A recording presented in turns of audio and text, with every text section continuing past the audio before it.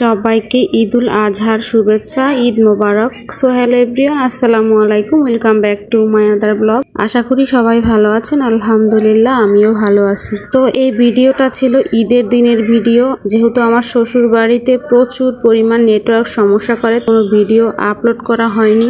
এই যে সকালবেলা, ঈদের দিন সকালবেলা আমার হাজবেন্ড, আমার ছেলে আর আমার শ্বশুর চলে যাচ্ছিল ঈদের নামাজ পড়ার জন্য। তো এই যে রেডি হচ্ছিল আমার হাজবেন্ড, আর আমার জায়ের 2 মেয়ে ঘুমাচ্ছিল তখন। তো আমার বড় ছেলে যেহেতু আমার বাবার বাড়িতে ছিল, তাই আমার ছোট ছেলেকে তুলে নিলাম ঘুম থেকে। তো ওকেও ভালো করে একটু রেডি করে দিলাম। তো ওর টুপিটা আমার নিতে একদমই মনে ছিল না, তো টুপি ছাড়াই ও যাচ্ছিল নামাজ পড়তে। এই যে এদিকে আমার শ্বশুরও নামাজে যাওয়ার জন্য রেডি হচ্ছিল। তো রেডি হয়ে সবাই নামাজে যাচ্ছিল, আমার ছেলে সবার আগেই বের হয়ে গেছে নামাজে যাওয়ার জন্য।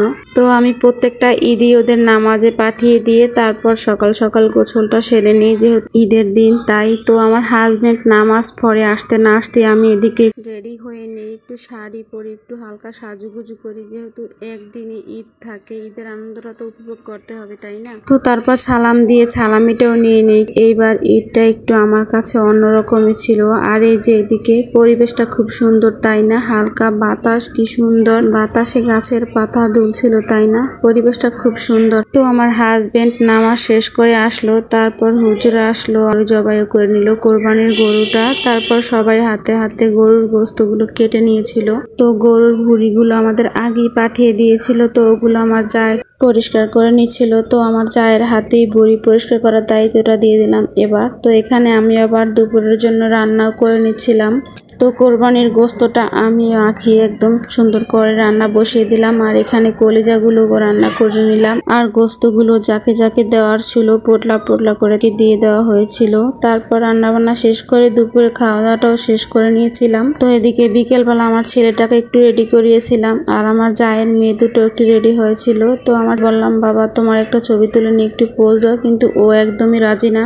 আমি কখনোই ওর কোনো ভালো পিক তুলতে পারি না। তো এই যে এদিকে আমার দেওর আবার আমাদের জন্য আইসক্রিম নিয়ে আসছিল, আমি আর আমার যা খাচ্ছিলাম। তো আমার ছেলে আর জায়ের মেয়ে ওরাও গিয়েছিল, ওরা এখান থেকে খেয়ে আসছিল। আর এই যে এদিকে চিপস চকলেট ওগুলো নিয়ে আসছিল, ছেলেমেয়েরা ওগুলো খাচ্ছিল। আর এদিকে আমার ননদ আমাদের জন্য পিঠা বানিয়ে পাঠিয়েছিল। এখানে ছিল পুলি পিঠা, ছিল গরুর গোস্ত রান্না করা, আর এখানে ছিল চালের গুঁড়ির রুটি পিঠা। এখানে আমার শ্বশুর আর আমার ছেলে, আমার জায়ের 2 মেয়ে আমার শ্বশুরের সাথে দুষ্টমি করতেছিল।